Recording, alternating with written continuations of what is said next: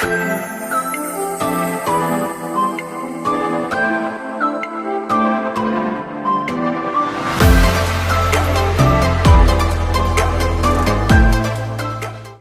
guys, for today's video, samahan niyo ako mag-request ng initial refund ko na payment sa Converge office located in Robinson's Galleria, San Pedro.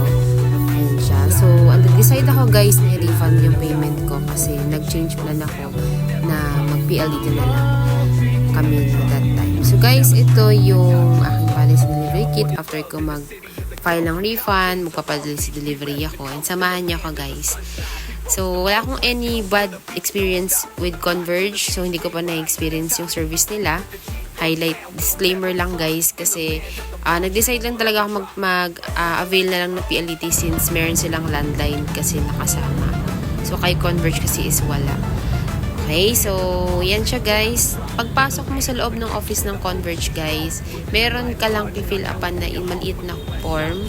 Ano yung concern mo, sabihin mo lang mag-refund ka. Tapos meron ding refund form na ipapafill upan sa'yo, yung CSR. Tapos 3 to 5 minutes lang okay na ako guys, natapos ko na rin siya. Ayan, fill upan nyo lang yung mga kailangan. And then, bigyan kayo ng 1 to 2 weeks of waiting.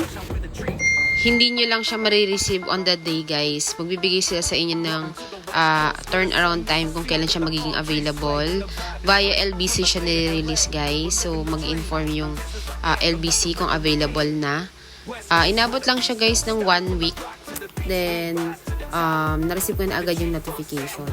So merong contact silang binigay dun sa flyers. Pwede nyo silang kontakin dun kung meron kayong tanong or kung matagal wala pa rin yung refund. Yun lang naman guys, and thank you. Sana may natutunan kayo sa video ko today. Bye!